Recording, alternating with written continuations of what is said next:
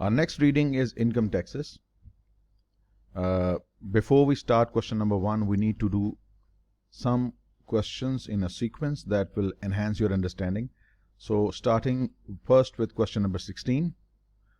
The Pulaski company reported the following: income before taxes 1000 for year 1, 1000 for year 2, 900 for year 3 and 800 for year 4. And we have also been given taxable income for year 1, 2, 3 and 4. First of all, we need to know the difference between these two numbers. Income before taxes, it is basically your GAAP based income, accounting income, income as per accounting system, IFRS or US GAAP. This is the taxable income on which we pay taxes. There will always be a difference between income calculated under the US GAAP and income calculated as per the tax laws. Why? Because there are certain expenses which we have charged in our income statement, but for tax purposes they are not considered expenses, or they will be considered expenses in the future. Or we might have included certain incomes, but under tax laws they are not yet income, they will be considered income in the future. Vice versa, tax might consider certain expenses which we have not yet considered the expenses, and same way under the tax laws we might have to add certain incomes which under the US GAAP will be considered income later, right? So because of certain differences in accounting and tax laws or accounting and tax regulations, there will be difference between income under the IFRS and US GAAP and the income calculated for tax purposes. Some differences are permanent, like for example, a penalty imposed upon the company by the tax authorities, we normally will consider it as charge against income, but under the tax law it is never considered as an expense. It's a permanent difference. Then we might have included certain interest income on municipal bonds or certain federal government securities. Such securities interest may be exempt under tax, but we have included such income in our income taxes. So there will be certain differences that are permanent in nature and some differences which will be sorted out in the coming year. Temporary differences versus permanent differences. Right now, we have been given income for the 4 years under the US GAAP, income calculated as per the tax laws. The difference between income before taxes, this one, and taxable income are the result of using accelerated depreciation for tax purposes and asset purchased in year 1. So why is the difference? Because we have charged accelerated depreciation in the tax income and we might have charged straight line depreciation under the income reported under the US GAAP. So the difference in income is caused by the difference in depreciation rates. Depreciation under tax is different, depreciation under the US GAAP is different, and that's why the income under the both systems are different. The company had no deferred tax liability prior to year 1. If the tax rate is 40%, what is the amount of deferred tax liability reported at the end of year 4? It's a very interesting question, a good question to start with. All right. First of all, this is the income as per the US GAAP. We would like to pay tax at the rate of 40%. So company would like to pay tax at the rate of 40% on our US based income, 400 tax for the first year, 40% of 1000, 400 tax. This is what the tax we want to pay as per our accounting income. 900 times 40%, that is 360.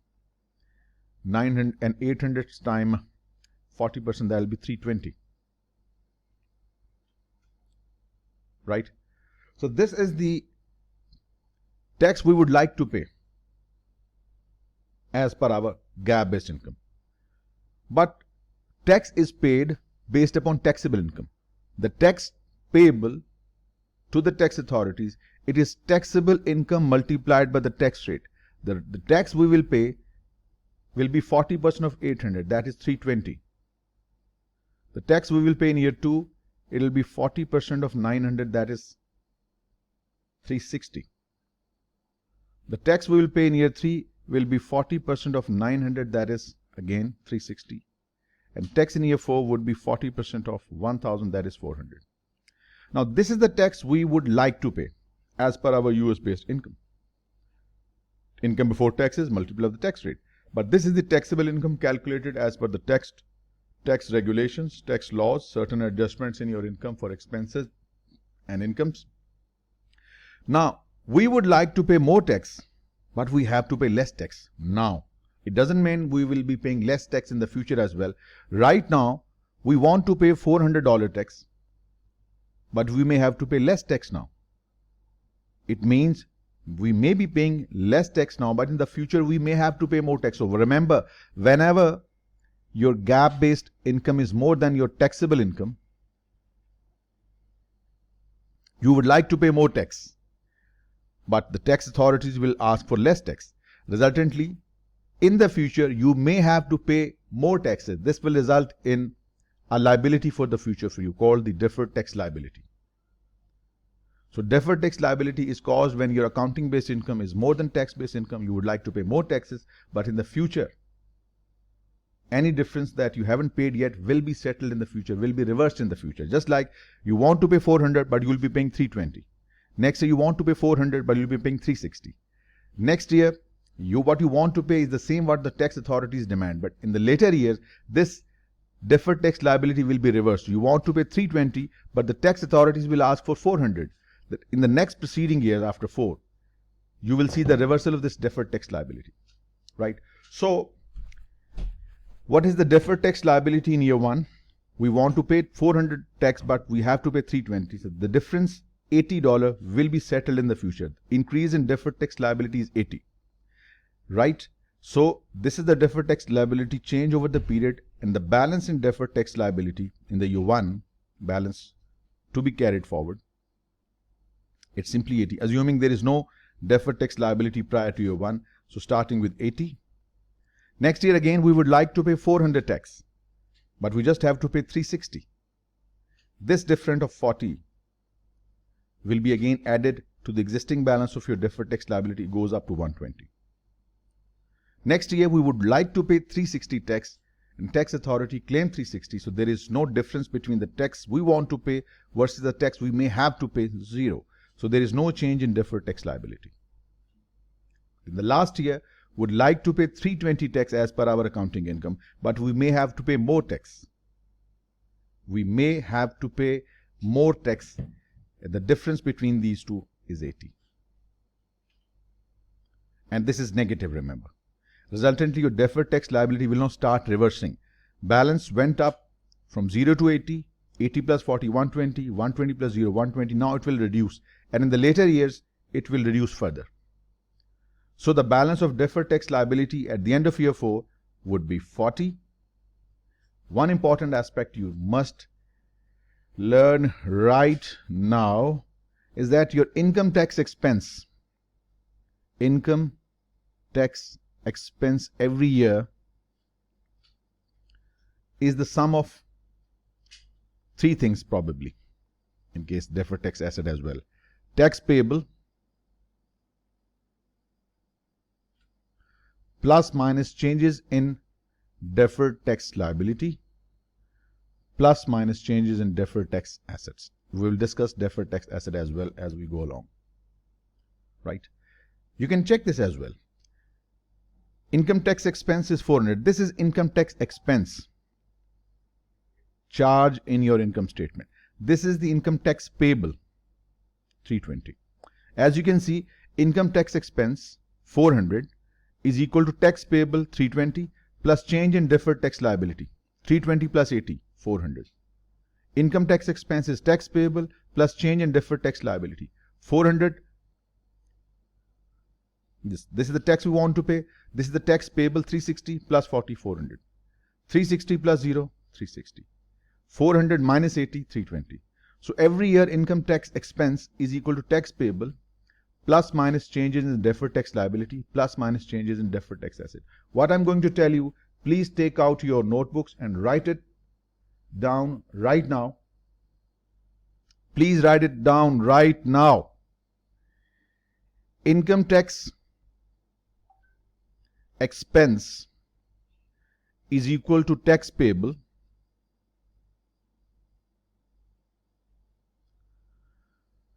plus any change in deferred tax liability upwards. If deferred tax liability goes up, liability is credited. If liability is being credited, what is debited? Income tax. whenever the deferred tax liability is credited, deferred tax liability goes up. The change in deferred tax liability is added to tax payable. Noted? Please note, it's essential. It will help you solve many questions that involve deferred tax calculations. Income tax expense is equal to tax payable. And if the deferred tax liability falls, the decrease in liability is debited. When the liability is being debited, it means tax expense will be credited. It will reduce, minus. Now, taking it from the other side, income tax expense is equal to tax payable. Income tax expense is equal to taxable income as per US GAAP multiplied by tax rate.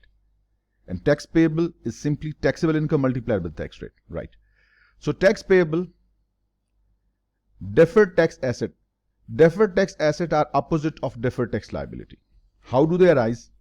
In certain years when your GAAP-based income is less than your taxable income, means your GAAP-based income is less, GAAP GAAP-based income is less. You want to pay less tax now, but the tax authorities are asking for more tax now.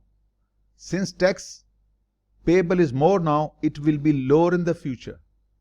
Paying more tax now will result in lower tax payable in the future. This will result in a deferred tax asset. Remember, when the GAAP-based income is more, you would like to pay more tax, but right now you are paying less tax.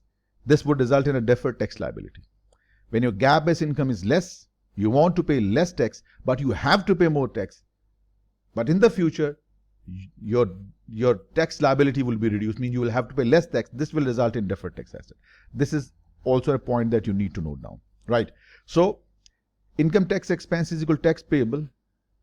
If the deferred tax asset balance is going up, assets are debited. When the assets are debited, the other side would be expense. That's why it will reduce the expense. Tax payable minus increase in deferred tax asset. Conversely speaking, from the other side, tax payable, if there is a reduction in deferred tax asset, a reduction in asset is credited. Resultantly, it will increase your expense on the debit. So remember, any decrease in deferred tax asset over the period, the change in deferred tax asset that is negative or reduction, it will be added as an expense. So these are important points that you must note down somewhere, here or there. You might need them. So we got the result. 40 is the result by just comparing these tax as per the income statement and tax payable, and I'm sure you got the idea. Question number 22. Given the data, following data regarding two firms under different scenarios, determine the amount of deferred tax liability or deferred tax asset. Now what we have been given the data for two firms, and for both of these two firms, we have been given the taxable income as well as the income calculated under the US GAAP. Now let us first see the data given for the first firm, firm 1. Under the tax laws, this is the taxable revenue, depreciation as per tax regulations. Taxable income is 400,000. This is the tax payable as per the tax accounting, and this is the net income as per tax. We have our own accounting regime under the US GAAP and IFRS. We prepare our accounting records based upon the accounting standards. So this is the income calculated under the accounting conventions. Depreciation is different. This is the tax-based depreciation. This is the depreciation as per the accounting records. So there is a difference. As you can see, for the first firm, firm 1, for this firm we can see pre-tax income is 450. In this case, the US GAAP based income, it is more than the income calculated under the tax laws. So GAAP based income is more than the taxable income. We have just read, whenever your GAAP based income is more than the taxable income, you would like to pay more tax now, 180, but you won't be paying more now. Under the tax laws, you might be required to pay less now, but in the future, you will have to pay more. Right now, you may be paying less tax, but in the future, you will have to pay the differential. This will result in increase in deferred tax liability by $20,000. So this would result in a deferred tax liability, and we have for the firm 1. For the firm 2, firm 2 has pre-tax income calculated under the US GAAP or IFRS or whichever accounting regime you are currently in. This is your accounting income, and this is the income calculated as per the tax laws. Now, this is the different situation. Your GAAP-based income or IFRS or whichever accounting rule your accounting system you're working under in, your GAAP-based income is less, your taxable income is more. What does it mean? I would like to pay more tax. I would like to pay less tax because my income is less under the US GAAP. But under the tax laws, I am being required to pay more. I want to pay 196 as per my accounting income, but under the tax law, I may have to pay more. When I have to pay more right now, in the future, I might be paying less. This, in other words, is generating a deferred tax asset for me. You pay more now, but you will be paying less in the future. This is called deferred tax asset. And what's the difference? The difference between what you want to pay, what you have to pay. This is the deferred tax asset, and that makes B to be your correct option. Right? Now, under this question, we have been given 3 years income statement, 2002, 2003, 2004. And we have also been given 3 years return, tax return, 2002, 2003, 2004. Right? Again, there is a difference. Accounting income is 150, whereas taxable income is 125. Accounting income is 250, same 250. But in the last year, accounting income is 350, but taxable income is 375. Right? What are we required to do? Assume an income tax rate of 40%, and there is no tax liability, deferred tax liability as on 31st of December 2001. The deferred tax liability to be shown in the 31st December 2003 balance sheet and 31st December 2004 balance sheet. Now let us do this one by one, step by step. Now first compare starting with the year 2002, going to 2003 and 2004. You have to do them all because there will be some deferred tax liability balance arising in 2002 which will be carried forward to 3 and 4, right? And in the beginning there was no deferred tax liability, 2001, so we need to start from 2002 onwards. Right, in 2002 you would like to pay tax on 150 at the rate of 40%, right?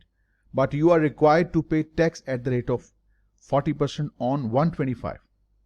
Your GAAP-based income is more, your tax-based income is less. It will result in a deferred tax liability. And how do you calculate it? Down directly we can calculate the difference between 150 and 125 is 25. $25 multiplied by 40%. It means your deferred tax liability now has a balance of $10. Right? And what's the reason why it has happened? See, the difference is caused by depreciation. You charge less depreciation, hence your income is more. As per the tax laws, the depreciation is higher, resultantly income is less. There would be some justifiable reasons. And of course, depreciation is a temporary difference. Sooner or later, the differences will be netted out in the future. In 2003, you can see the income as per the US GAAP is 250. And income as per the tax laws, tax returns 250. There is no difference, resultantly no creation of any deferred tax liability. So means the balance stays the same. Deferred tax liability has a balance of 10. What happened in the last year? Your accounting income is 350. Your taxable income is 375. Take just the difference. Just take the difference. 375 and 350, the difference is 25. Multiply the difference with the tax rate, 25 multiplied by 40. Again, same. But this time, your accounting income is less. Your tax income is more. You want to pay tax at the rate of 40%, 350 multiplied by 0.40. You want to pay tax 140. But under the tax laws, you will have to pay more, 375 times 0.40, 150. So this previous deferred tax liability which was created in the early periods, it will now be reversed, right? So deferred tax liability first arises in the early period. It is then gradually eliminated it reverses in the later period. Just like a deferred tax asset is created in the early period, with the passage of time when the temporary differences are reversed, the deferred tax asset balance is also reduced over the period. So it will fall by same -10, so the balance would be simple 0. So the balance of deferred tax liability in 2003 and 2004 would be 10 and 0, so that makes C to be the correct option. And as you can see, C it is. Okay. Dance Club purchases new sound equipment for 25,352. It will work for 5 years and has no salvage value, right?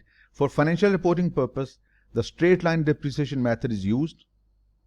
This asset would be depreciated using straight line method under financial reporting, US GAAP, but for the tax purposes, depreciation is 35% of original cost in year 1, 35% in year 2, 30% in year 3.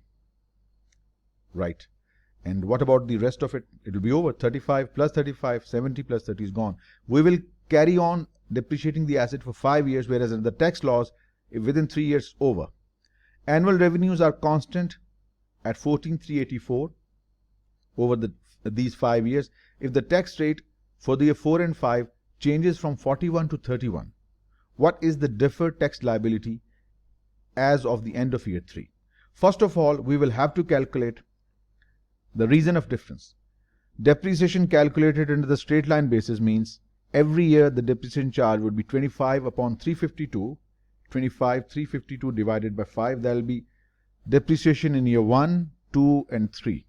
We just need 3 years. For third year we need the balance of deferred tax liability. So depreciation in year 1 is 5070.4. Depreciation in year 2 is 50704, 50704. These are the depreciation figures for the first 3 years under the US GAAP. Under the tax laws, the depreciation rates are different. Depreciation for the first year is 35% of the cost, 25,352 multiplied by 35%, that is 8873.2. For the next year, depreciation would be the same, 35 in year 2 as well, 35% is 8873.2. In the last year, the depreciation would be straight full 30% of 25,352, that is 7605.6. Right. We can calculate on year basis. That will be too time consuming, just like in the previous question. What we can do, we can calculate the total of this depreciation over the 3 years period and calculate the total of this depreciation over the 3 years periods. We will get the difference. So the total depreciation charge under the US GAAP in the 3 years period is 5070.4 times 3. It is 15211.2. Depreciation charge as per the tax laws, it's 8873.2 times 2 plus 7605.6. So the total is fully depreciated. Under the tax laws, it is fully depreciated, 25352. Right. Now what is the difference between the depreciation charge under the US GAAP and depreciation charge as per the tax laws? The difference between these two, 15211.2, is 10140.8. We can see just at a glance, because we have the numbers. You have charged less depreciation under the US GAAP because straight line depreciation for 5 years. Whereas under the tax laws, depreciation is charged within 3 years and asset is totally written off within 3 years. Which means your GAAP based income is more than your taxable income. You want to pay more tax, but because the depreciation charge is high under the tax payment is less, tax liability is lower. Resultantly, it will result in a deferred tax liability. How do we calculate the deferred tax liability? We see the difference between these two depreciations. It's 10140.8. Remember, when you have to calculate the deferred tax liability or deferred tax asset and you have been given some rates, take the future rate. Please remember, the difference in accounting income and tax income multiplied with the future tax rate. Future tax rate is changing from 41 to 31. So you take 31. So 10140.8 times 31%, it gives you 3144. This is the overall balance that has stayed. The deferred tax liability still has this balance at the end of year 3. Will this balance stay and go on? No. It will be reversed in the next subsequent years of year 4 and year 5. Remember, deferred tax liability and deferred tax asset, once created in the early periods, they are reversed because deferred tax liability and asset, they have been caused because of certain temporary differences. When these differences will be sorted out under the tax and accounting regimes, deferred tax liability and assets, they will reverse in the later periods. So that makes A to be the correct option. So these were the sequence of questions that I hope gave you the basic idea about deferred tax liability, deferred tax asset. Let's now do things in sequence and see how we can tackle the remaining questions. Question number 1, after getting some foundation, some basic ideas, this is I call reverse engineering. I call this reverse engineering. We have caused many revolutionary success. Many 12th graders are CMAs in FTC. Why? Because they have just focused on questions only and doing the questions going back to the book. Questions, it's a reverse order. Normally, what we do from book to the software and questions, we move in the reverse order. This is called reverse engineering. Doing questions and then enhancing your ideas through questions alone. This is the shortest, quickest way and most sure way to get through the exam. Ultimately, it's the question that matters. And you will learn everything through question. That's my belief. That's what has worked for us in many professional certifications. Question number 1. A firm needs to adjust its financial statements for a change in tax rate. Taxable income is 80 and pre-tax income, when he uses the word pre-tax income is GAAP-based operating income on which we would like to pay. We would like to pay tax on this amount, but we will have to pay tax on the taxable income. Remember, tax is paid on taxable income, but this pre-tax income is used to calculate the tax expense. The current tax rate is 50 and the new tax rate is 40. The effect on taxes payable of adjusting the tax rate is closest to, since for the purpose of tax payment, we consider the taxable income, not the pre-tax income. So this is the taxable income 80,000. Since the tax rate is going to be revised, so what will be the difference? Tax rate is being changed from 50 to 40. So what will be the change in liability? 50 minus 40, and simply take the 10%. So 8,000 would be the simple adjustment for tax payable. Effect on tax payable for the rate change, simply first you had to pay 50% of 80, now you will be paying 40% of 80. The difference is simply 8,000. So that makes C to be your correct option. Next. A firm buys an asset with an estimated useful life of 5 years for $100,000. At the beginning of the year, the firm will depreciate the asset on a straight line basis with no salvage value. That means the depreciation charge in accounting under the US GAAP will be $20,000, and it will use double declining balance depreciation for tax. What is double declining? We discussed this in detail. What you do, you take 1 upon the useful life, that is 5, calculate the depreciation percentage under the straight line method, that is 20%, double the amount or the percentage, and use this percentage to calculate the depreciation for the all years that follow. So what we need, the tax base for this asset at the end of the first year. If we need to calculate the depreciation for the first year, it is 40% of the asset's cost. If you need to calculate the book value, if 40% in the first year represent depreciation, 60% of this would represent the book value. Or in other words, if 40,000 is the depreciation, 100,000 less 40, 60 would be the book value. Other way around, one way or the other, you get the right answer. That's the book value under the tax laws at the end of the year. That makes A to be your correct option. Next. Which of the following factors is least likely to cause a difference between effective tax rate and statutory tax rate? Effective tax rate is the tax rate calculated based upon this formula. The income tax payable divided by your economic income calculated in the US GAAP.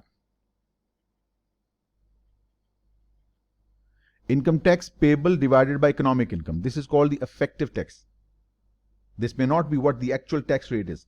The tax rates mentioned in the statutes, in the tax laws, it's called the statutory rate. Maybe the rate mentioned in the statute under the tax laws is 40%. But you may have to pay tax at a total tax of, let's say, 160,000, whereas your taxable income is, let's say, is 350. Your economic income, sorry, 355. If you calculate the percentage could be 45%. So your effective tax rate could be more than the statutory tax rate, or your effective tax rate could be lower, right? Depending upon what were the temporary adjustments that have caused the difference between the tax payable and the income tax expense. So what the question is, which of the following factor is least likely? Let me clear up the screen. Which of the following is least likely to cause a difference between firm's effective tax rate and statutory tax rate? The difference between statutory tax rate 40% and the effective tax rate is caused by permanent differences. Permanent differences such as tax credits or non-deductible expenses, certain expenses that you deduct from your income statement, but these expenses are not allowed to be deducted under the tax laws. Permanent differences result in difference in statutory tax rate and your effective tax rate. Right? This is the point to remember. Permanent differences like tax credit, non-deductible expenses like any penalty charged by the tax authorities, that penalty will never be considered as an expense for tax purposes. So just like interest received on municipal bonds, it's never considered as an income under the tax laws. So such differences are permanent differences. Permanent differences are the reasons why there is a difference between the statutory tax rate and effective tax rate. Deductible expenses are eventually adjusted in the future under the deferred tax assets and liabilities. So that makes A to be your correct option. It is. Moving on, which of the following best describes valuation allowance? What is valuation allowance? Little theory. There is a concept in accounting called prudence concept. You can be a very good CFA. You can be a very good internal auditor if you have a solid background in accounting. Like an ACC can be a very effective financial analyst. An ACC can be a very good internal auditor. So if your accounting background is well entrenched, whatever you're doing, CFA or CPA or CIA, whichever dimension you take yourself, you have all the tools available. This is what we have studied in accounting. Prudence concept says that expenses must not be understated. Incomes must not be overstated. Liabilities must not be understated. Assets must not be overstated. We just discussed that whenever your gap-based income is less, your taxable income is more, you may have to pay more tax now, but in the future you will be paying less tax. Whenever gap-based income is less, taxable income is more, it will result in deferred tax asset. Deferred tax asset is in fact the benefit for you that will represent as a reduction in tax payable in the future. Just like we cannot overstate any asset like inventory, it is tested for impairment. I mean, if there is NRV is low, you have to bring it down. Cost versus LCM rule, I'm sure you have discussed this previously in our previous topic, inventory. Inventory cannot be overstated. Long-lived assets cannot be overstated. If they are impaired, you have to bring them down. You have to charge depreciation. Likewise, deferred tax assets must not be overstated. If you think there will be no future gains against which we will take the benefit of deferred tax asset, then you will have to reduce the deferred tax asset by a certain amount called valuation allowance. Valuation allowance is the same thing as we charge allowance for doubtful debts. Allowance for doubtful debt is just like an anticipated loss on our customers. Valuation allowance is same idea, that we might not be able to fully utilize the amount available in deferred tax asset. Like for example, we have a balance available of $10,000. This $10,000 benefit can be adjusted against the future incomes. If we expect things in the future to be bad, if there are losses expected, then it means we will not be able to take the benefit of this deferred tax asset available. Then we have to reduce this deferred tax asset by a certain amount based upon our assumptions, computations, called valuation allowance. So which of the following best describe the valuation allowance? Valuation allowance is a contra deferred tax asset account. Just like allowance for doubtful debts, you can't overstate your assets. Valuation allowance doesn't allow you to overstate your deferred tax asset. So valuation allowance is a reserve created when deferred tax assets are greater than the deferred tax liabilities. No. They are created when we believe that in the future there will be losses and we will not be able to take benefit of this tax assets we have. This is an incorrect statement. So the valuation allowance is a reserve against deferred tax liability. No. It is a reserve created against deferred tax assets based on the likelihood that these losses, these assets will not be realized. We have a deferred tax asset. Maybe in the future we will have more losses. So we will not be able to adjust this deferred tax asset against the future tax payable against the future earning. Since the future earning is hopeless, there are losses expected. So we can't adjust this deferred tax asset against the future tax payable we may have to pay in the future. So remember, valuation allowance is a reserve against deferred tax assets based on the likelihood that those assets will not be realized. We won't be able to utilize the balance available in deferred tax assets. That makes C to be the correct option, and C it is. A temporary difference between income tax expense and tax payable results in what? A temporary difference between income tax expense and tax payable. It could either be a deferred tax asset or a deferred tax liability. If GAAP-based income is more, it's a deferred tax liability. If a GAAP-based income is less, it's a deferred tax asset. It will result in deferred tax items. We know that. So no need to read the other options. They're self-explanatory. Next, question number 6.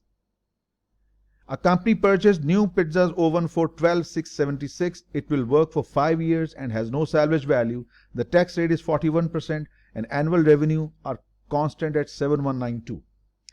For the financial reporting, the straight line depreciation method is used, but for the tax purposes, depreciation is 35% of the original cost in year 1 and year 2. And the remaining 30% in year 3. 35 plus 35, 70 plus 30 in year 3. So it means straight line for 5 years under the straight line method in accounting, and these percentages for tax purposes. For this question, ignore all expenses other than depreciation. What is the tax payable? Tax payable is equal to taxable income multiplied by the tax rate. First, we will have to calculate the taxable income, and that is to be calculated under the tax statutes, tax laws. As per the tax laws, revenue, there is no adjustment in revenue. Write the revenue down 7192. For which year? Year 1. From this, we need to deduct the expenses. There is no other expense except depreciation. All other tax expense and accounting expenses are the same. The difference is just the depreciation. Accounting depreciation is straight line based, whereas the tax depreciation is declining balance method. That means the first year depreciation would be 35% of the cost of the asset. That's 35% of 126,676 will give you 4436.6. 4436.6. Deducting this depreciation from the revenue gives you the taxable income. This is the taxable income upon which we will pay tax, 2755.4. Right? What's the tax rate? 41%. Multiply this tax. This is taxable income. Remember, had I used the accounting depreciation, that would have been your accounting income. This is the taxable income. Multiplying the tax rate with the taxable income means the tax payable would be 2755.4 times 41%. That is 1129.714, approximately 1130. That makes B to be the correct option. Which of the following statement best justifies analyst scrutiny of valuation allowance? Valuation allowance, I told you, it's a contra deferred tax asset account. Whenever we expect that our deferred tax assets may not be fully recoverable in the future because of losses in the future. So in that case, we may have to reduce the deferred tax asset through valuation allowance. First option, if the difference in taxable and pre-tax income are never, if the differences in taxable and pre-tax incomes are never expected to reverse, a company's equity may be understated. We will discuss this later in certain MCQs.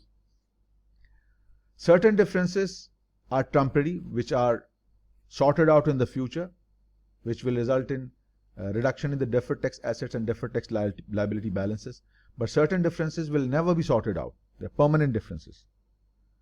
So in case of a deferred tax liability, if the difference is temporary, it will be sorted out in the future period. But if the deferred tax liability has been created because of a permanent difference, that deferred tax liability is added in equity. Remember, so if differences in taxable and pre-tax incomes are never expected to reverse and it results in a deferred tax liability, it will be added in equity. But it could also result in deferred tax asset. So we can't say that adding of deferred tax liability will cause the equity to be understated, right? It could be other way around also. It could be deducted. A deferred tax liability negative balance could be deducted from equity, not always added. Incorrect statement. Why would an analyst scrutinize valuation allowance?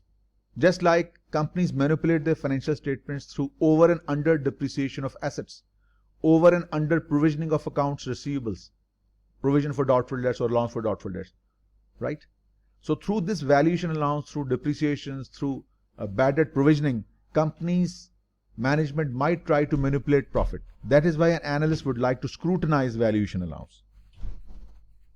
Because changes in valuation allowances can be used to manage reported income. Just like when we provide less depreciation, profit is overstated. When we provide less allowance for doubtful debts, profit is overstated. Likewise, we can manipulate with the valuation allowance to manipulate our reported income. That's why the analyst is interested to scrutinize how the valuation allowance is made up, right? So that makes C to be the correct option. Why not B? Increases in valuation allowance may be a signal that management expects earnings to improve in the future. Wrong. We have just agreed. If expected losses are going to go up, only then valuation allowance shows an increase. If we expect more losses in the future, we will have to create a valuation allowance to reduce the deferred tax asset. How can we say when the earnings are improving? In that case, we will be able to utilize this deferred tax asset to adjust our taxes payable. If there are income, we will utilize deferred tax asset, no use of a valuation allowance. But if there are losses, there has to be more valuation allowance to reduce the deferred tax assets, indicating that you might not be able to fully utilize the balance in the deferred tax asset. So that makes C to be the correct option. Analyze every option. Read every option in detail. This is the quickest way of getting around things. Next, deferred tax liability may result from, we have read this a little while earlier. Whenever your GAAP-based income is more than your taxable income, you would like to pay more tax, but you have to pay less tax now, but in the future, phasenge, deferred tax liability would result. And how do we calculate the deferred tax liability? The difference between these two multiplied by the future tax rate. Why? Because the deferred tax liability for the future, deferred tax asset relates to the future. So the difference between these two is multiplied by the future tax rate. So pre-tax income greater than the taxable income. Pre-tax word is used for GAAP-based income, right? So pre-tax greater than taxable income due to temporary differences, and multiply this difference with the future tax rate gives you the deferred tax liability. This is how deferred tax liabilities are created. That makes A to be your correct option. A it is. Okay, we go.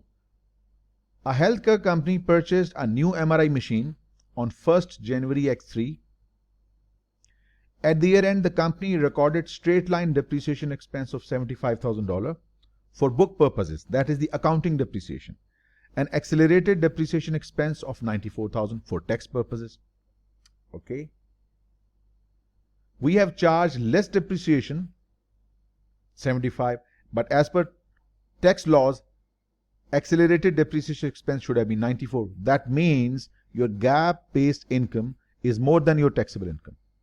It will result in a deferred tax liability, which can be calculated by calculating the difference between 94,000 minus 75,000 multiplied by the future tax rate. We will see that. What's the future tax rate? So this is the first item.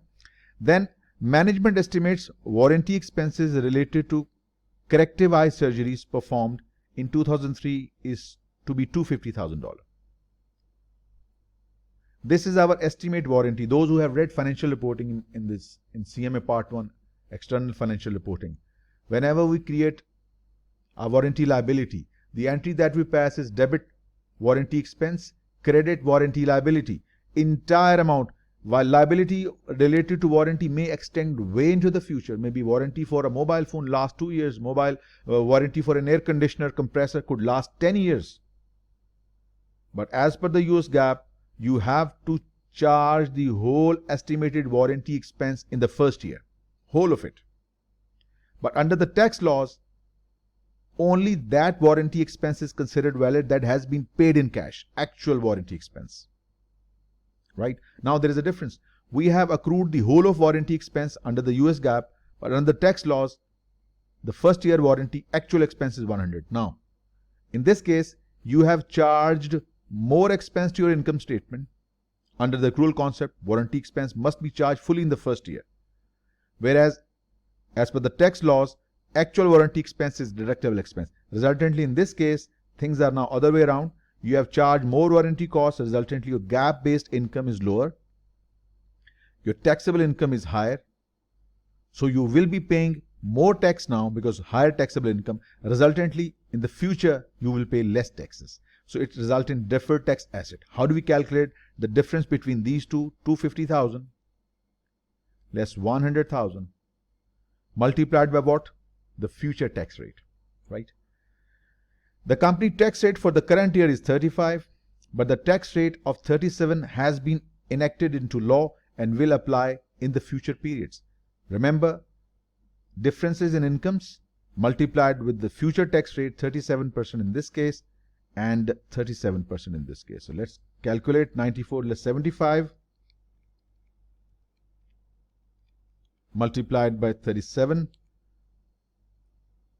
So deferred tax liability is 7030. Deferred tax asset 250 less 100 multiplied by 37%, that is 55,500.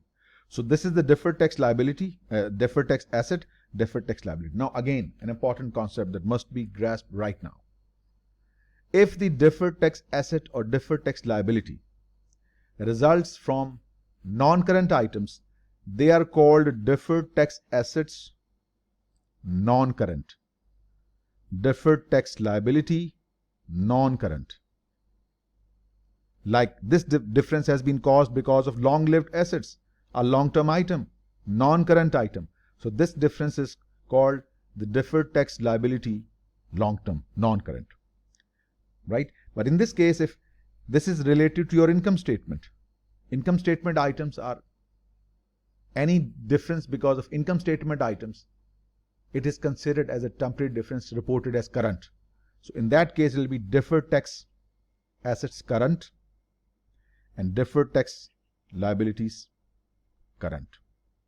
So in other words, if deferred tax asset and liability has arisen because of a long-term item, it is called non-current. If it is because of current items from income statement, it's called current. Remember, deferred tax assets current non-current, deferred tax liability current non-current, they must be reported separately. They cannot be netted off. They cannot be netted off. This is under the US GAAP. Under the IFRS, deferred tax asset and liability, there is no distinction between current and non-current. Under the IFRS, please remember, under the IFRS, deferred tax asset and deferred tax liability, they are both considered non-current.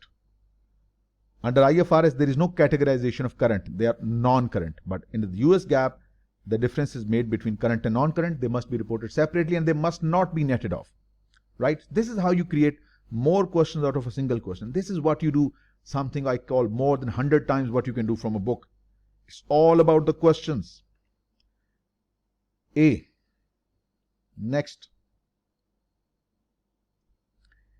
If a firm uses accelerated depreciation for tax purposes and straight line depreciation for financial reporting purposes, we immediately got the idea that when the depreciation on the financial statements is straight line, whereas in tax accounting we are using the accelerated depreciation method. In this case, your US GAAP based income would be more than your taxable income. Whenever this happens, it results in deferred tax liability. So it's that which of these is least likely to occur? A temporary difference will result between tax and financial reporting. Yes, it's a true statement. We need to find the one that is incorrect. Income tax expense will be greater than the tax payable. Yes, we have discussed that income tax expense is equal to tax payable plus increase in deferred tax liability. So since A is equal to B plus C, then definitely as per the analogy, A is greater than B. Makes sense, right? A permanent difference will result between tax and financial reporting. Wrong. This is not a temporary, this is not a permanent difference, because this depreciation accelerated and straight line, they will be sorted out in the future. The differences will reverse. Deferred tax liabilities account, the balance, it will be reversed in the future, right? This is incorrect. So we were expected to find the one that was incorrect. Right. Moving on to the next question, question number 11. A firm purchased a piece of equipment for $6,000 with the following information provided. Revenue will be $15,000 per year. The equipment has 3 years life expectancy and no salvage value. The firm tax rate is 30%. Straight line depreciation is used for financial reporting and double declining is used for tax purposes. Calculate tax payable. When it says tax payable, focus entirely upon tax laws. It means totally cross out the straight line depreciation. We'll take this income, we will use the double declining method, and accordingly we'll calculate the tax payable based upon the taxable income. So let's say this is year 1, this is year 2. Revenues are the same for both year. $15,000, $15,000. Then we need to calculate depreciation. How do we do that? Double declining balance means 1 upon the estimated useful life multiplied by 100. That will give you the straight line percentage, 33.333. Under double declining, whatever the percentage you calculate for the straight line method, double that, 66.667.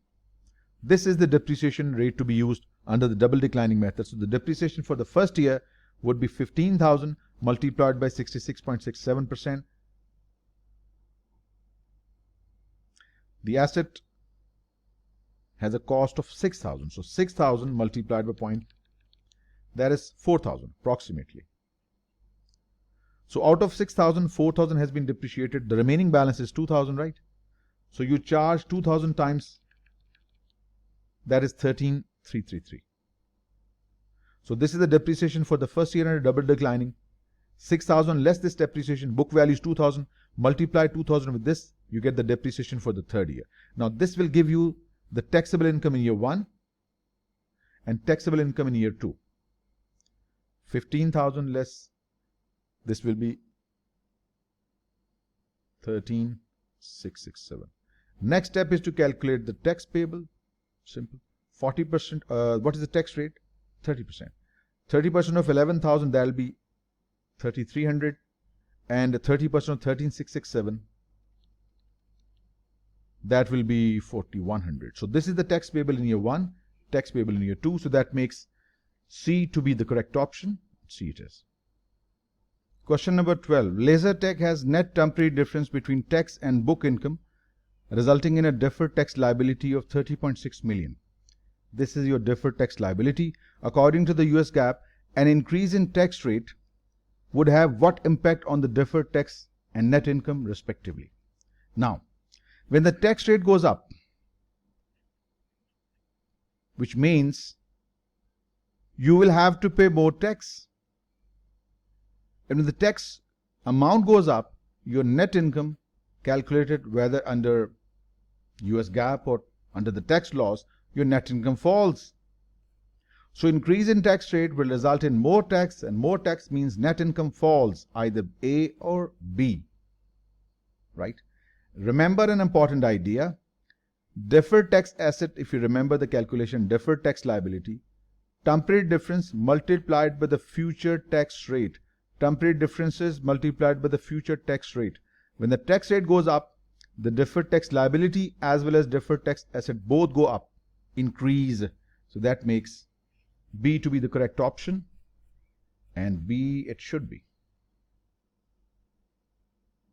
Next, for purpose of financial analysis, an analyst should do what? Always consider deferred tax liability as a liability. If deferred tax liability results in a permanent difference, in that case it will be considered as a part of equity. Not always liability, it could be a part of equity if it is caused because of the reasons that are permanent in nature.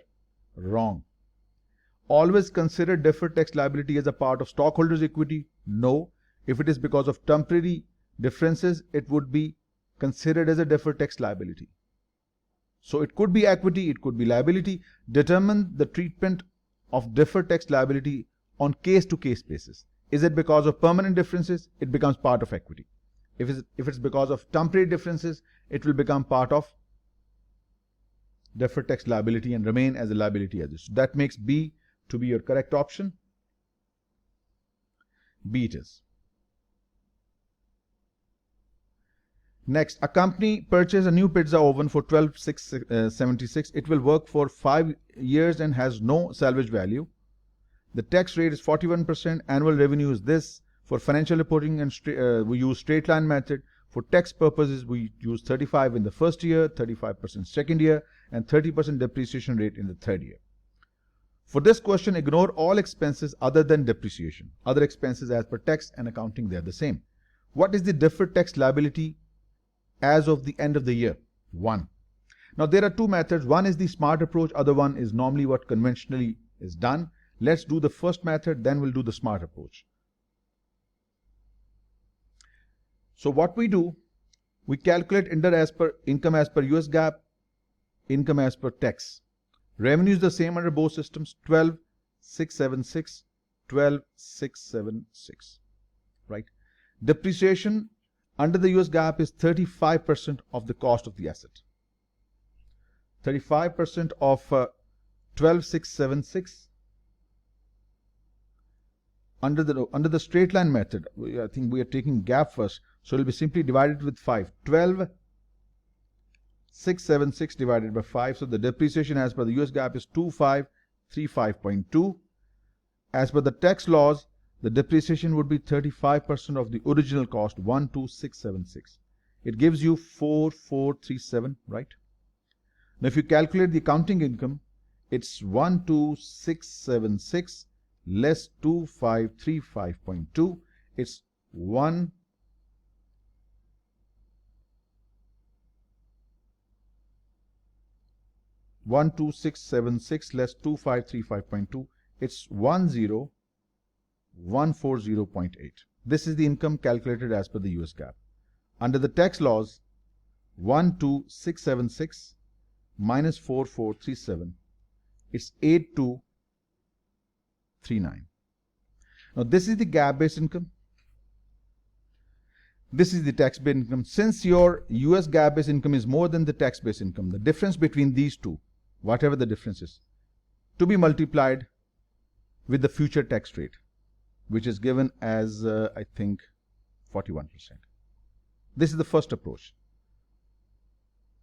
Under the second approach, what we do, instead of just calculating income under GAAP and tax, simply take the original assets value and simply take the depreciation under both systems. Depreciation under the US GAAP and depreciation under the tax laws.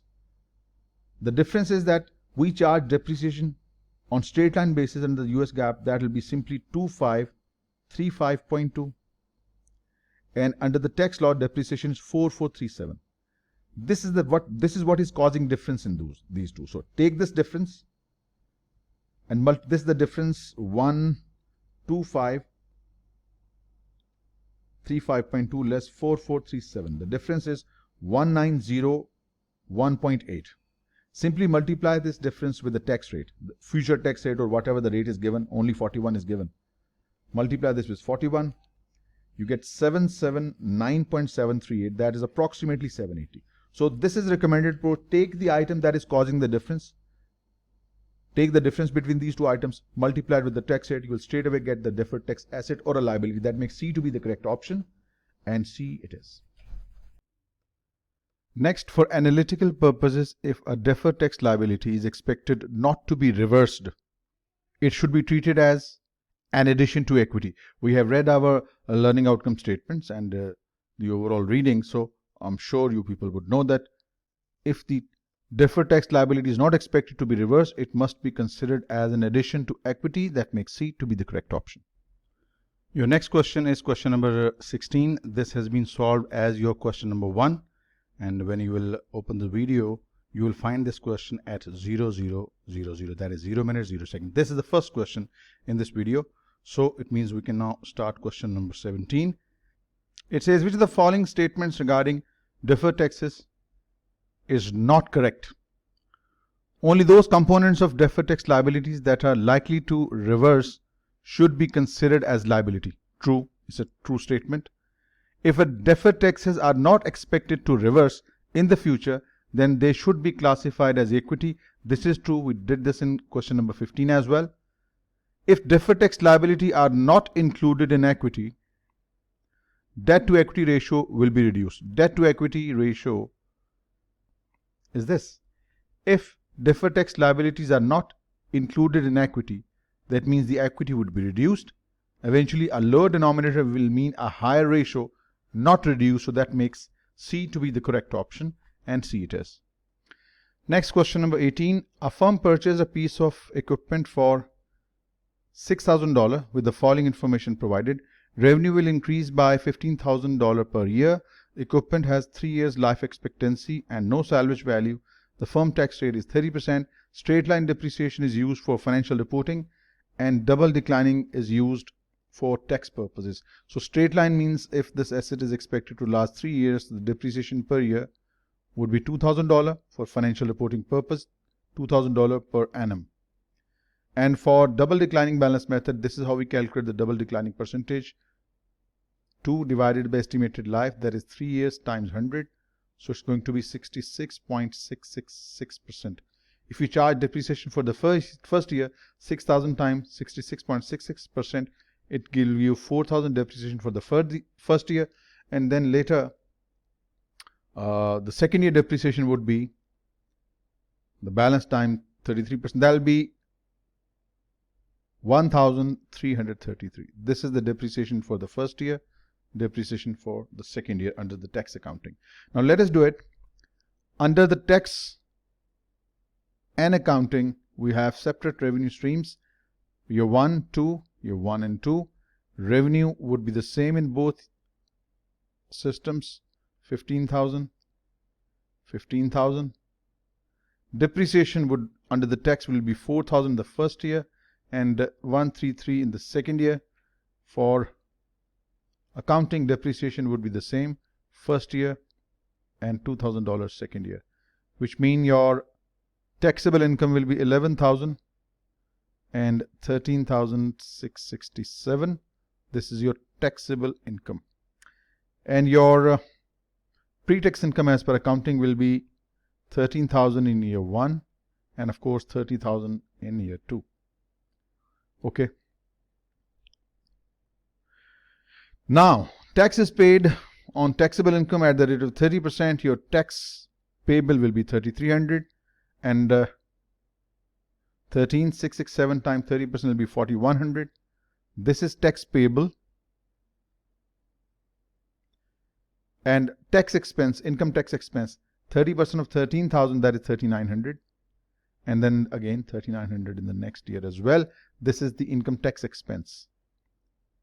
Now, expense in income statement is 3,900, but you paid 3,300, means you will have to pay more in the future. It will result in a deferred tax liability.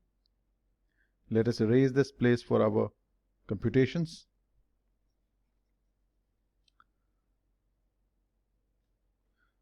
So there will be a deferred tax liability in the first year of the difference between these two, $600. Next year, I would like to pay tax 3,900, but I had to pay 4,100, 200 more. So the previous deferred tax liability will now be reversed by 200. So it means the first year deferred tax liability will be $600, and at the end of the second year, when the deferred tax liability starts reversing, the closing balance will be $400. So that makes C to be the correct option, and C it is. Next, which of the following statements regarding differences between taxable and pre-tax income is most accurate? The differences between taxable and pre-tax income that increase or decrease the effective tax rates are called temporary. Ridiculous response. This is not the right option. The differences between taxable and pre-tax income, just like in the previous question, they result in deferred tax asset or liabilities, and they are called temporary difference. This is exactly the true statement. Differences between taxable and pre-tax income that are not reversed for 5 or more years are called permanent differences. There is no such time limit, so this is wrong as well. So the correct option is option C. Next, question number 20. Camphor Associates uses accrual basis for financial reporting purposes and cash basis for tax purposes.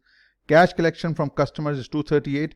Accrual revenue is 188. Assuming expenses at 50% in both cases, 119 and 94 for this and this respectively, and tax rate of 34%. What is the deferred tax asset or liability? So first we have for tax, and second is for accrual based accounting. So 238 less 119 gives you 119, and 188 less 94 gives you 94. So this is your taxable income and this is your accrual based income. Since your taxable income is more, you have to pay more tax now. In other words, your tax payable is more than the tax expense. So you will get benefit in the future, and this would be represented as a deferred tax asset. So difference multiplied with the tax rate, and it'll give you 8,500. This 8,500 is your deferred tax asset, means which will mean you will have to pay less tax in the future. That makes B to be the correct option. Next, under the US GAAP, which of the following statements regarding the disclosures of deferred taxes in the company's balance sheet is most accurate? Current deferred tax liability, non-current deferred tax liability is netted wrong. Under the US GAAP, deferred tax assets, current and non-current, they are reported separately based upon the underlying asset and liability. This is wrong. Current deferred tax liability, current deferred tax asset, non-current deferred tax liability, and non-current deferred tax assets are each disclosed separately. This is true. This is true. There should be a combined disclosure of all deferred tax assets and liability. Not netted off, they are disclosed separately. This makes option C to be incorrect as well. So that makes B to be your correct option. This question, question number 22, it has already been solved as your question number 2, and it is available in this video at 12 minutes 55 seconds exactly. So this question is already done. Next, question 23. This year, Blue Horizon has recorded $390 in revenue for financial reporting purposes, but on cash basis, revenue was only $262. Assuming expenses are 50% in both cases, this much and this much means your financial reporting, what you call the pre-tax income, would be 390's 50%, that is $195,000, and your tax-based taxable income would be $131,000. Given 34% tax rate and based upon your pre-tax income, tax at the rate of 34% will give you $66,300. This is the tax you would like to pay. This is the tax expense. But the tax payable is 131,000 times 34, that is 44,540. So this is what you are paying. This is the tax payable. This is what you want to pay. The difference between these will be adjusted in the future. So this would result in a deferred tax liability. The difference between these two, 44,540 less 66,300, and gives you 21,760. Deferred tax liability 21,760. That makes B to be our correct option. A tax loss carry forward. Just forget about carry forward. Just consider first what is tax loss and how it is adjusted. There are two types of treatments available under the US tax laws if there is a tax loss. First treatment is that you can take this tax loss 2 years back, submit revised income tax returns, and you can claim the tax back from the tax authorities, and the IRS will issue the checks for the tax paid in the last 2 years. And then the remaining loss can be carried forward for the next 20 years. This is the first option. Second, you can take this tax loss forward for 20 years. Just I'm talking about tax loss only. 2 years back, submit revised income tax return and get your tax paid refunded from IRS. Or second, you can take this tax loss 20 years forward. Now, right here, the term is tax carry forward, which means the net taxable losses that can be used to reduce taxable income in the future. Carry forward. That makes C to be the correct option. Otherwise, net taxable loss that can be used to refund paid taxes from the previous year. Yes, this is true, but since the word is tax loss carry forward, so this would negate option A. So that makes C to be the correct option, and C it is. Next, question 25, and this question has already been solved as your question number 3, and this would be available in this video at 16 minutes 21 seconds. Completely solved, fully explained. So the next question should be then question number 26. At the end of 2008, Martin Incorporated estimates that 26,000 of warranty repairs will be required in the future on goods already sold. Remember, as per accounting, warranty expense is booked this way. Warranty expense, estimated warranty expense, 26,000, and we create a liability for it called the warranty liability, $26,000. This is reported in the income statement as an expense and it is reported as a liability. Now, for tax purposes, warranty expense is not deductible until the work is actually performed. Fine. The firm believes that the warranty work will be required over the next 2 years. The tax base of the warranty liability at the end of 2008 is. Remember, the tax base is equal to the carrying value of the liability less future deductible amounts, which is expected to be 26,000 as well. So the carrying value on the balance sheet is $26,000, and the future deductible expenses when the warranty expenses paid or incurred, so it's going to be 0. So the tax base of this would be 0. That makes A to be the correct option. Next question, number 27. All Star Enterprises purchased a machine on January 1st. The company uses straight line depreciation for financial reporting and accelerated depreciation for tax purposes. Depreciation for tax purposes during the year was $36,000 greater than depreciation for financial reporting purposes, which would mean that your GAAP-based income would be higher than your taxable income, and you would like to pay more tax. In other words, your tax expense would be higher than tax payable. It doesn't mean that you will get away with it. It will result in deferred tax liability. Well, what amount? $36,000, the difference between US GAAP-based income and taxable income, multiply with the tax rate, that 30%, will give you $10,800. Deferred tax liability. Why? Because tax expense is more than tax payable. You pay less tax now, but you will pay more tax in the future. That will be adjusted against this liability. So it's 10,800 and 10,800 it is. Question number 28. When analyzing a company's financial leverage, total assets divided by equity. And when you say assets, that is debt plus equity upon equity. So when analyzing a company's financial leverage, deferred tax liabilities are best classified as neither a liability or an equity. Wrong. Either it is reported as a liability or equity depending upon the company's particular situation. Remember, if deferred tax liability is not expected to be reversed, it is considered as an equity. And if it is expected to be reversed, then it is considered as a liability. So either an equity or a liability. So that makes B to be the correct option. Question number 29 has already been solved as your question number 4, and it is available in the video, in the same video you're watching now, at 20 minutes 23 seconds. So we can now skip this question.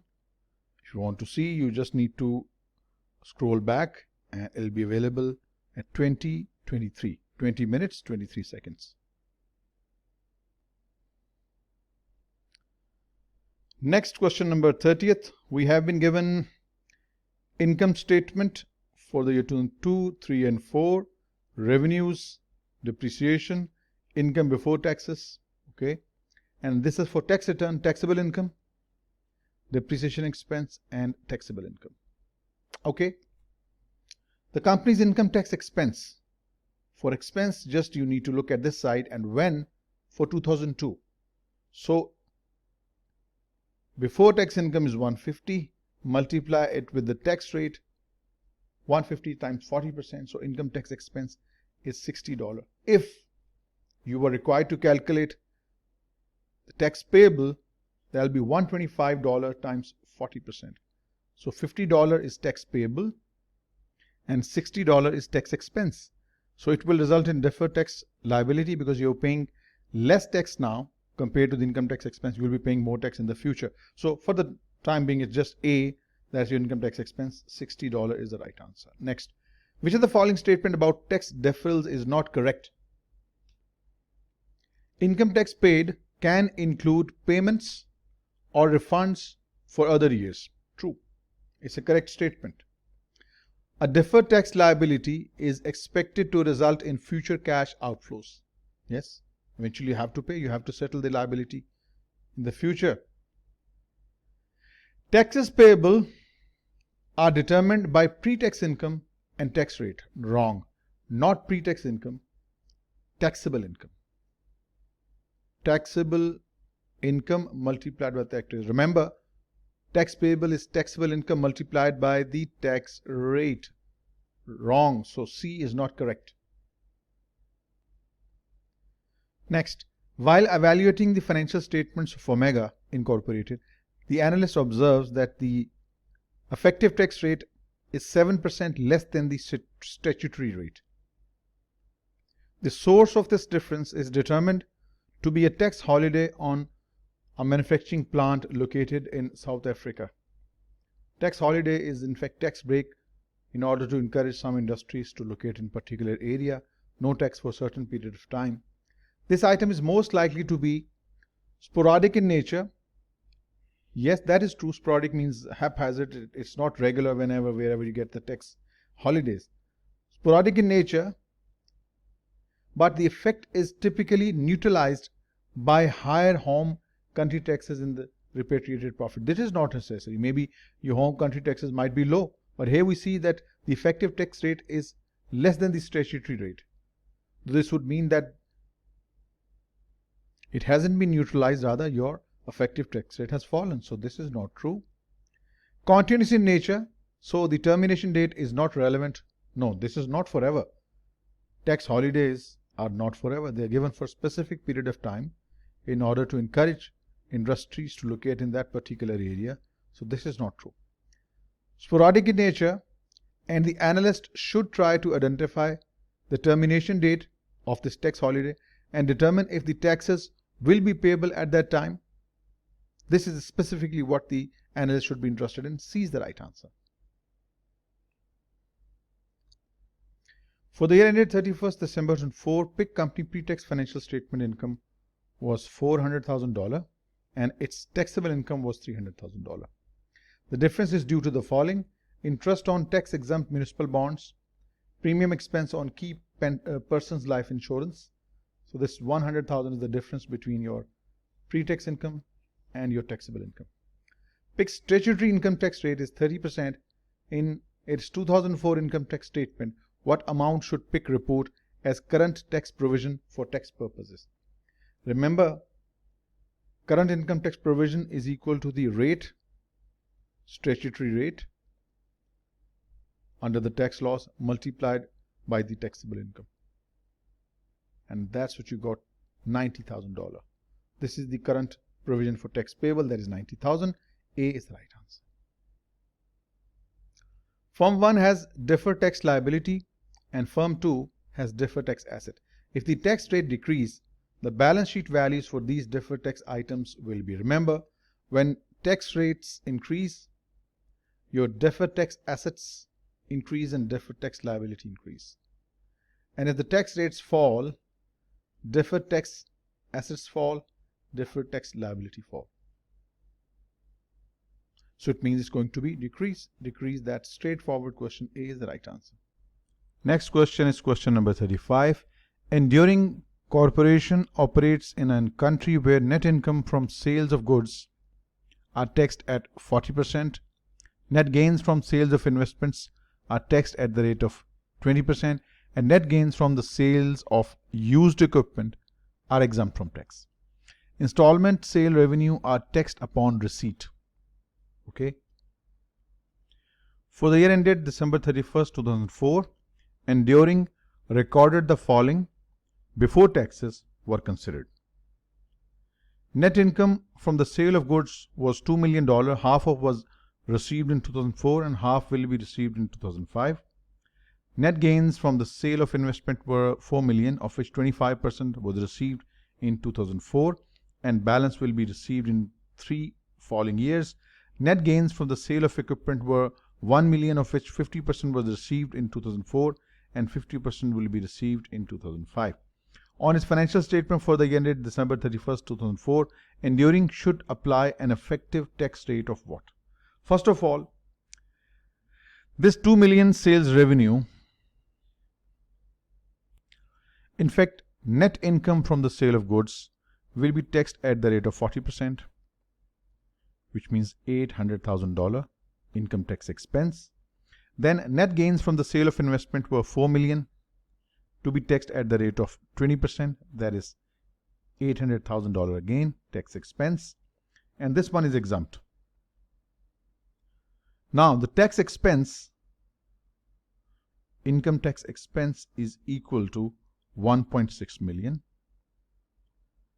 What is tax paid?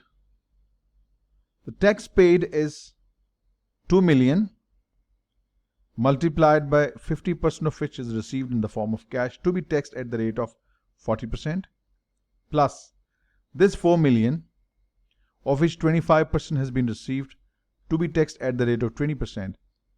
The total of this will give you $600,000. This is the tax expense and this is the tax payable or paid. The difference between these two, $1 million, will be taxed in the future. It's deferred tax liability. So either B or C. We just have to calculate the average tax rate.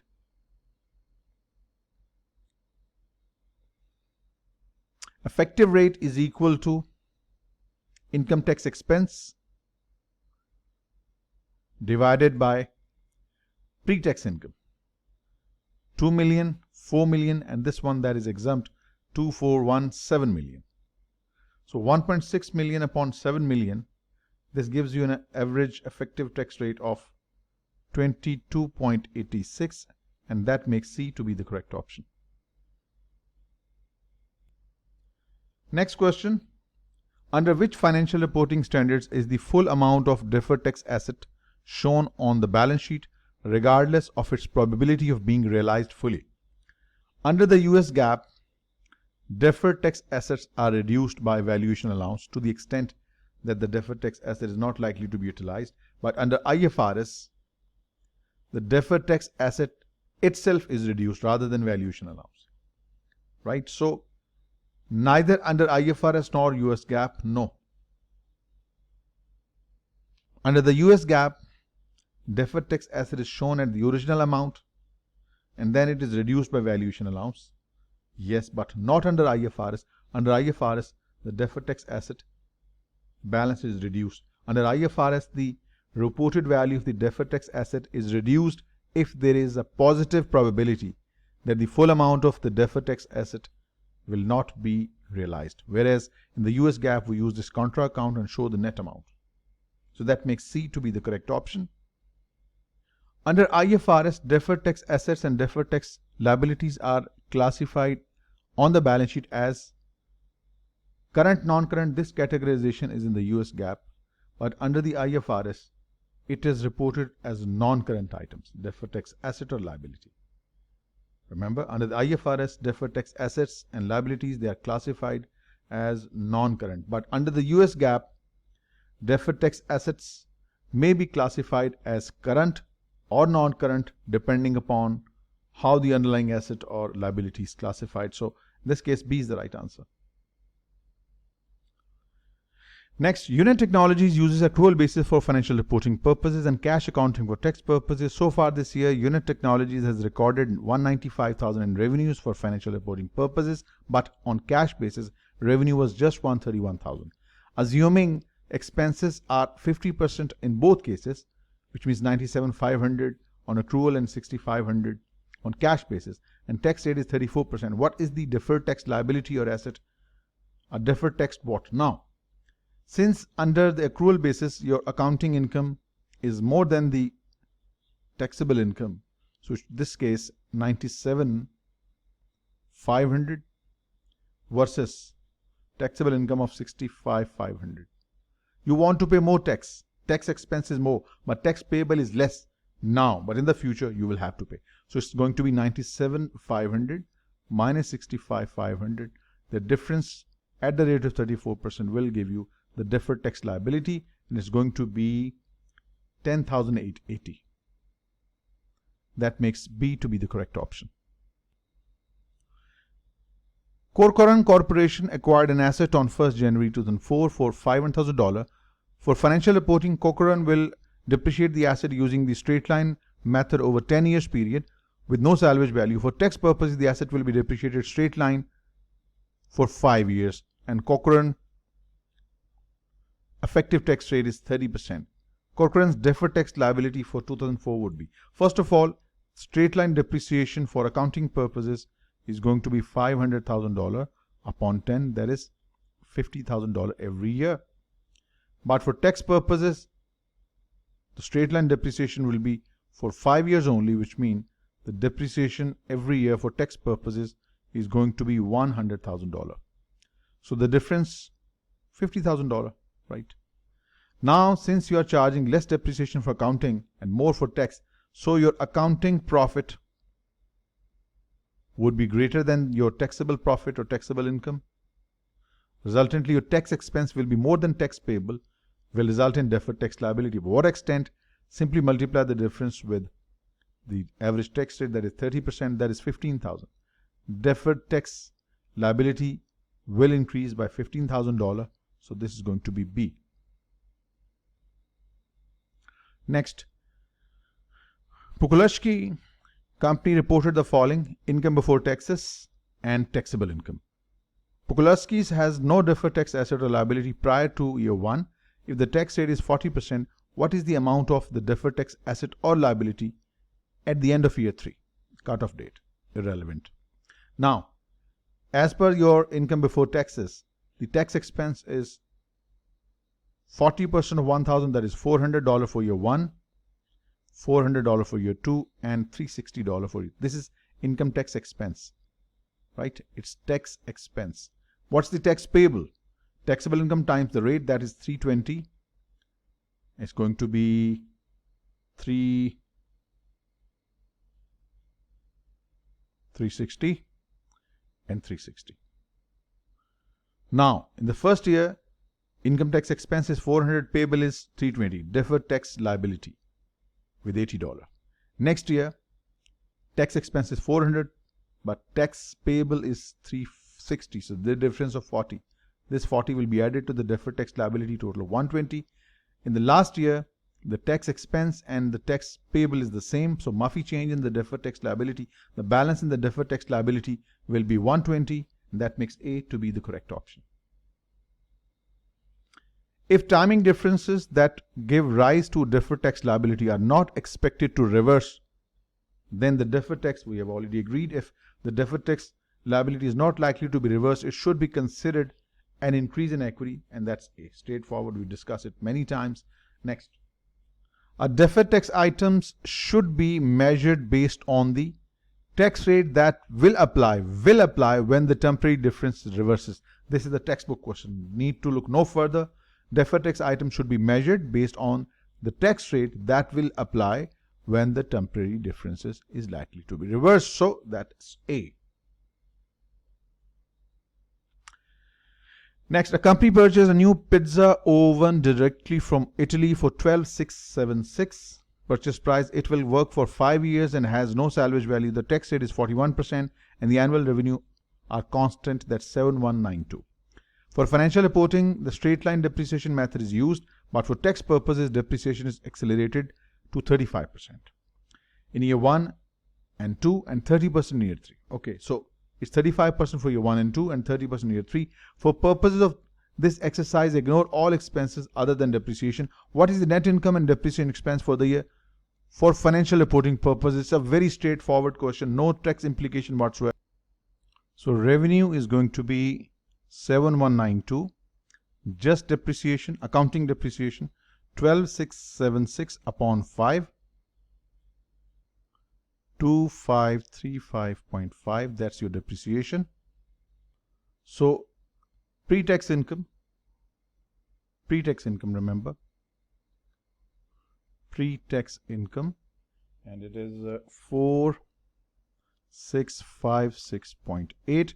Now, in order to calculate the tax expense at the rate of 30%, or is it 41%? Yes, 41%.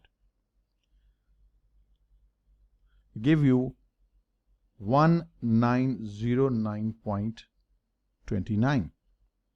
So you get your net income 4656.8.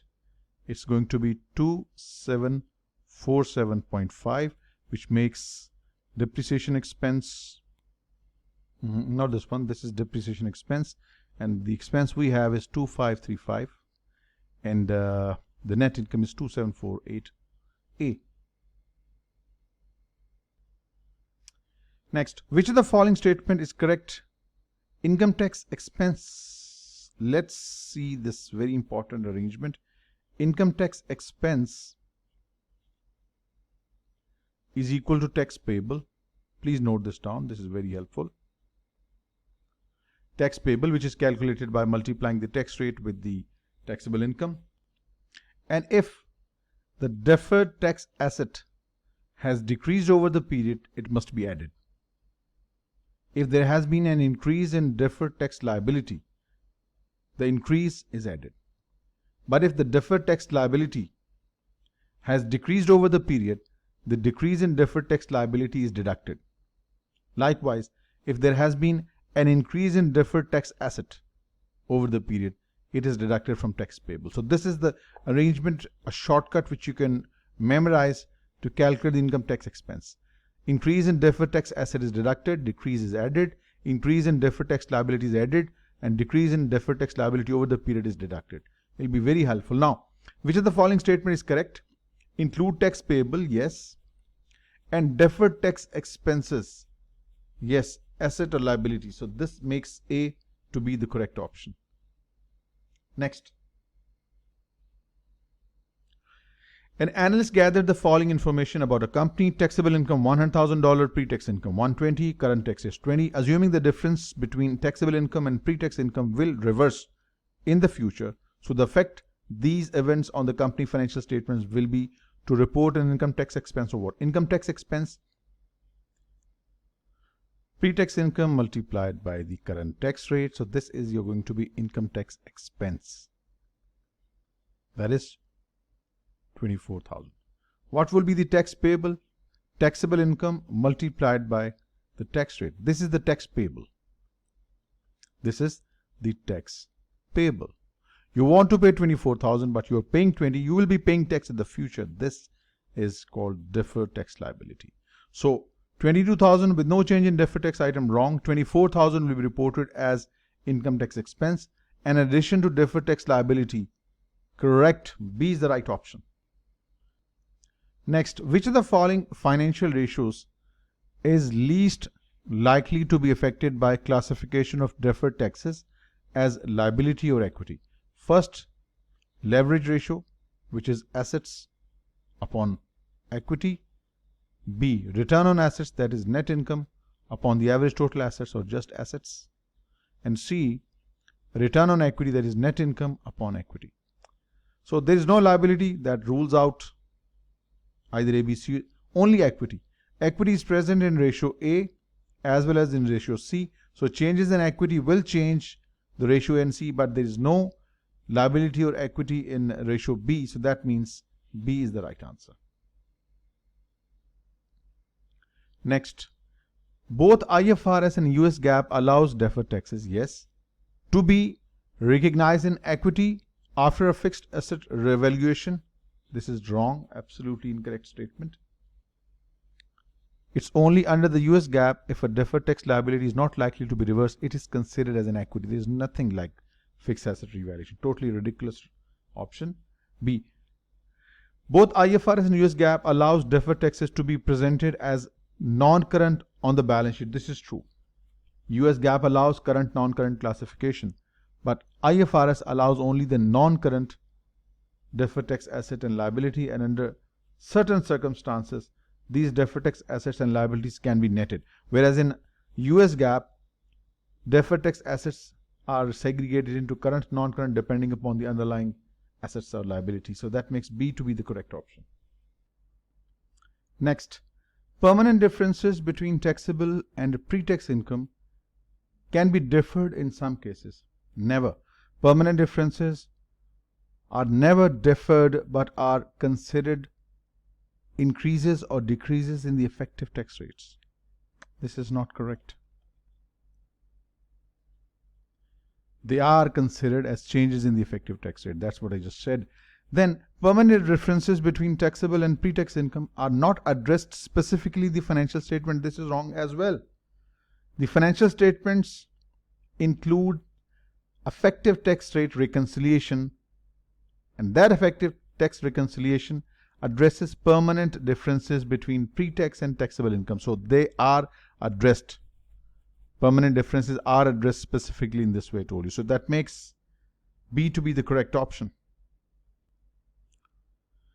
NESPA Incorporated has a deferred tax liability on its balance sheet in the amount of $25 million.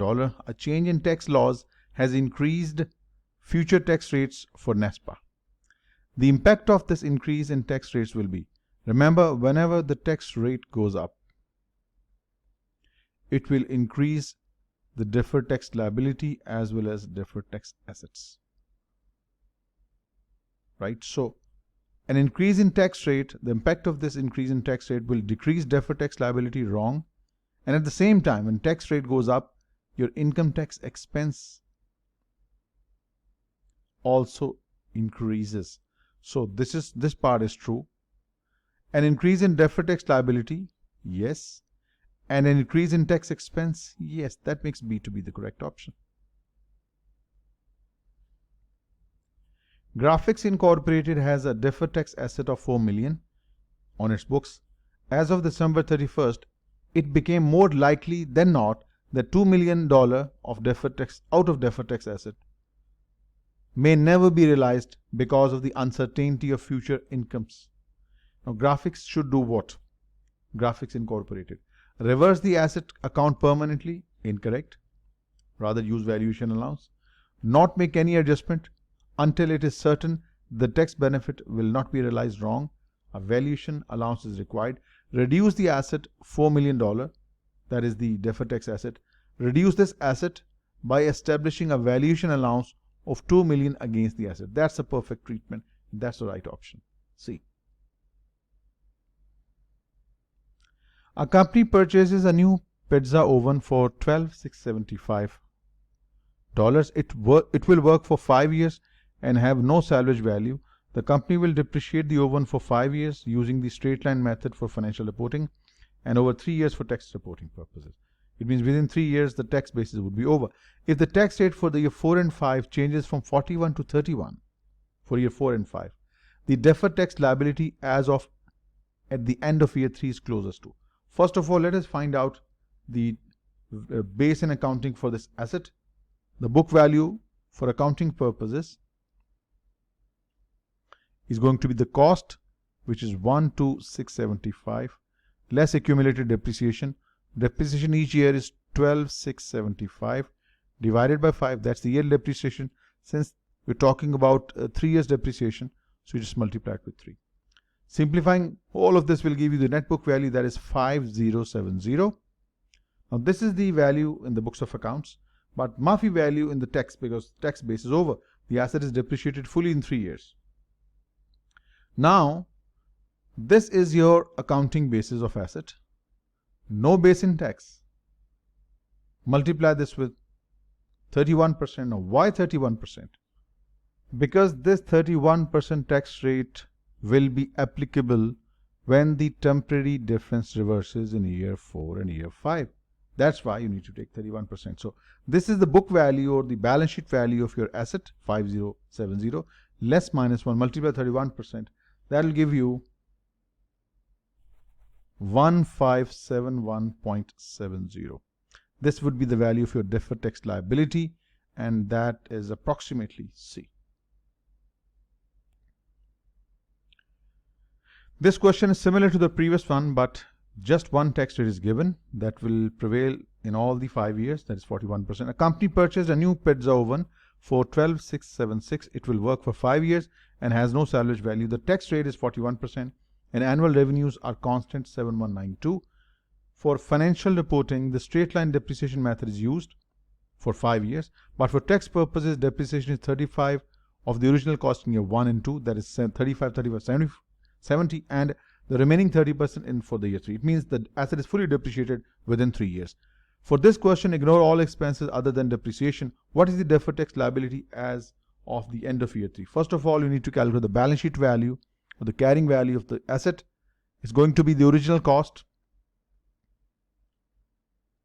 minus depreciation charge so far, 3 years depreciation, 1276 upon 5. This will give you the net book value, that is 5070, just like in the last question. Since the tax basis is 0, this is the book value of your asset. It will result in deferred tax liability at what rate? 41%. That's the rate that will be applicable. So 5070 times 41%, that will give you 2078.70, which is approximately 2079. That makes A to be the correct option. An analyst gathered the following information about a company. Pre-tax income 10,000, taxes payable 2,500, deferred tax is 500, tax expense 3,000. What is the firm's reported effective tax rate? Remember, the effective tax rate is equal to income tax expense divided by pre-tax income. So your tax expense is given here as 3,000 and your pre-tax income given here is 10,000. So it's 3,000 by 10,000, that is 30%. That makes A to be the correct option. Next, for a company which owns a majority of equity of subsidiary, whether to create a deferred tax liability for undistributed profits from the subsidiary depends on indefinite reversal criteria. Now, what is indefinite reversal criteria? Means that parent has the intention to reinvest the undistributed earnings of subsidiary. That's an indication, that's basically a demonstration that such earnings remittance to the parent will be postponed indefinitely. Means such earnings will be utilized in future expansion and it will not be used as a remittance of dividends to the parent. These criteria required to overcome the presumption are sometimes referred to as the indefinite reversal criteria. So what's the US GAAP take on this versus IFRS? This is the one. Undistributed profit from an investment in subsidiary. Under the US GAAP, no deferred taxes for foreign subsidiaries that meet the indefinite reversal criteria. Right? So this is specifically related to US GAAP. IFRS says deferred taxes are recognized as a deferred tax liability unless the parent is able to control the distribution of profits and it is probable that the temporary differences will not reverse in the future. If the parent controls the decision regarding the distribution of the undistributed profit, then in that case it will be considered the deferred tax liability. Otherwise, no. So that makes B to be the correct option. Indefinite reversal criteria is applicable in the US GAAP but not under IFRS, so that makes B to be the correct option. Next, which of the following statements about deferred taxes is most accurate? Deferred tax liabilities and deferred tax assets, they arise primarily due to differences between financial and tax accounting. Need to look no further, that's B. B is the right answer. Which of the following statement best describes the impact of valuation allowance on the financial statements? A valuation allowance is what? A valuation allowance is reported as a contra asset deducted from deferred tax assets. At the same time, it's the charge against the net income, so it will result in lower net income, and eventually it will also reduce your equity. So it's a reduction in reported net income, reduces assets, that is deferred tax asset, and it also reduces equity because it reduces net income, so it thereby will reduce the equity as well. So that makes B to be the correct option. Alter Incorporated determines that it has $35,000 of account receivables outstanding at the end of 2008. Based on past experience, it recognizes an allowance for bad debts equal to 10% of credit sales. The tax base of Alter's account receivables at the end of 2008 is closest to the same amount. Why? Because for tax purposes, bad debt expense cannot be claimed as a deduction, as an expense, until the receivables are actually bad, they are actually uncollectible, or they are deemed worthless. So that makes A to be the correct option. Next, Christoph Incorporated is an electronics manufacturing firm. It owns equipment with a tax basis of $800,000 and carrying value of $600,000 as a result of an impairment charge. It also has a tax loss carried forward of $300,000 that is expected to be utilized within the next year or two. The tax rate on these items is 40%, but the tax rate will decrease to 35%. Which of the following is closest to the effect on the income statement of the change in tax rate? First of all, your tax basis of the asset is $800,000, whereas your carrying value in the books of accounts is $600,000. Resultantly, the difference of $200,000 multiplied by the tax rate, which right now is 40%, so it means you have deferred tax asset of $80,000. Okay. At the same time, there is a tax loss carried forward of $300,000, and at the rate of 40%, it also represents a deferred tax asset of $120,000. So it means the total deferred tax asset, because of the loss carry forward and the difference between the tax basis and the accounting basis of the asset, is $200,000. Now, what happens? The tax rate falls from 40 to 35, which means this $200,000 would be only $70,000 worth of deferred tax asset, and this $300,000 of tax loss carried forward added to 35%, it is going to be 105, which means the total deferred tax asset now after the new rate would be $175,000, indicating that the deferred tax asset will fall by $25,000. So whenever the deferred tax asset balance reduces, it's a charge against the income tax expense. So yes, your income tax expense would increase by $25,000. The difference between the previous deferred tax asset balance and the new balance, a reduction, meaning expense, that makes A to be the correct option. Next, a firm purchased a piece of equipment for $6,000 with the following information provided. Revenue will increase by $15,000. Equipment has 3 years life and no salvage value. Firm tax rate is 30%. Straight line depreciation will be used for financial reporting, and double declining balance will be used for tax purposes.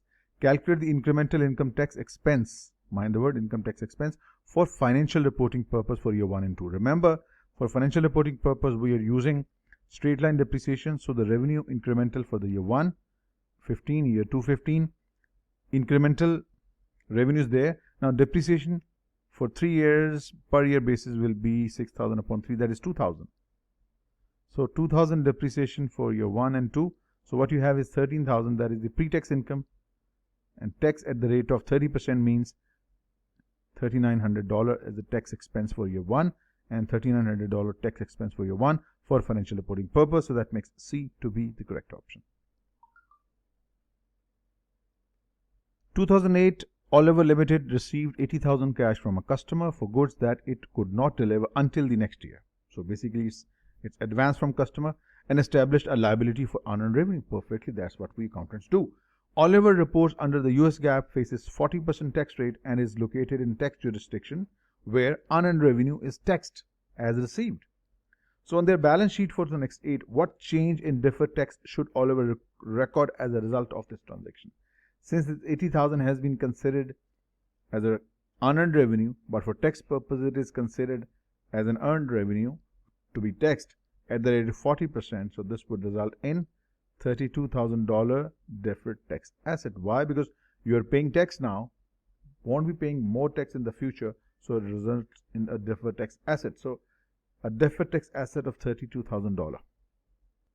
So remember, whenever your tax payable in this case is more than the income tax expense, it results in a deferred tax asset, and that makes C to be the correct option. Which of the following situations will most likely require a company to record a valuation allowance on its balance sheet? Remember, valuation allowance is recorded as a contra asset against the deferred tax asset if the firm is unlikely to have future taxable income. It will be unlikely to use the deferred tax asset, so that in that case we use the valuation allowance. So a firm is unlikely to have future taxable income, that would enable it to take advantage of deferred tax asset. So that's why in such a situation the valuation allowance is required. We read it earlier, so that makes C to be the correct option. Next, a tax rate that has been substantively enacted is used to determine the balance sheet values of deferred tax assets and deferred tax liability. Remember, under IFRS only, tax rate that has been enacted or substantively enacted is used to measure the deferred tax asset and liability item. But under the US GAAP, only tax rate that has been actually been enacted into the tax codes and to be used for the purpose of tax computation. So that is the difference. So IFRS only, not US GAAP. So that makes A to be the correct option. Next, a firm has deferred tax asset of $315,000 and a deferred tax liability of $190. See, respective sizes will indicate that amounts are quite different from each other. Now what happens? It says if the tax rate increases, adjusting the value of the firm's deferred tax items will do what? Remember, whenever tax rate increases, it will increase both the deferred tax assets as well as deferred tax liability. And we also know increase in deferred tax asset balance over the period will result in lower income tax expense. And increase in deferred tax liability will mean an increase in income tax expense. Since the decrease is larger because of the larger number of deferred tax asset dollar amount, and the increase in income tax expense is smaller because of smaller amount in deferred tax liability. So there is a net decrease. Decrease is more than an increase in absolute dollar terms, so it's decrease income tax expense. That makes A to be the correct option. Next, an analyst has gathered the following tax information: pre-tax income for both years and taxable income for both years. Assume all differences between pre-tax income and taxable income are expected to reverse in the future, means it will result in a deferred tax asset or a liability. The current tax rate is 40% and the tax rate is reduced to 30%, and the change is enacted at the beginning of year 2. What are the taxes payable and what is the deferred tax liability for year 1? So tax payable, remember, is taxable income multiplied by the tax rate. So it's going to be 50,000 multiplied by 40%. So the tax payable is either A or B. 20,000. 50,000 times 40%, that is $20,000. Now, if you calculate the difference between pre-tax and taxable income, the difference is 10,000. You want to pay more tax, but you'll be paying less tax now, but in the future you will be paying more tax, result in a deferred tax liability. Now the point is, which rate should we use to measure the deferred tax liability? Remember, deferred tax assets or deferred tax liabilities, it must reflect the impact of change in tax rates or tax laws. So we will use 30%. So it's going to be 10,000 times 30%, 3,000. That makes B to be our correct option. Kruger Associate uses an accrual basis for financial reporting purposes and cash basis for tax purposes. Cash collection from customers is $476,000 and accrued revenue is $376,000. Assume expenses at 50% in both cases, that is this, and a tax rate of 34%. What is the deferred tax asset or liability? First of all, if out of this much represents expense and out of this much represents expense, it means 476 less 238,000. This is your taxable income, and 376 less 188, this 188 represents your accounting profit or pre-tax profit. Now, the difference between these two is $50,000, means your tax payable is more than your pre-tax income, so it will result in a deferred tax asset of what amount? 50,000 times 34%, so that will give you $17,000. So that is A, is the right answer. Next, Hebel Incorporated owns equipment with a tax base of $4,000 and carrying value of $600,000, which means your tax base is lower than your balance sheet value. It will result in deferred tax liability. Hebel also has a tax loss carried forward of $200,000. It will result in deferred tax asset that is expected to be utilized in the foreseeable future. Deferred tax items on the balance sheet are based on the tax rate of 30%. Based on this information, an increase in future tax rate to 35% will cause Hebel's total liabilities to equity ratio 2. So deferred tax liability is going to be the difference between these two, 200,000 times 30%, that is $60,000, and 200,000 times 30%, that is $60,000. Now, since the tax rate is going to go up by 35%, it will result in same increase in deferred tax asset and liabilities. So the net impact on equity is nil, because deferred tax asset and liability, they're increasing by the same amount, that is the 5%, 30 to 35%. So the change net impact is zero. Equity is not affected. But since there is increase in deferred tax liability, equity stays the same. To debt upon equity, with equity being unchanged, debt goes up, the ratio would increase. That makes A to be the correct option.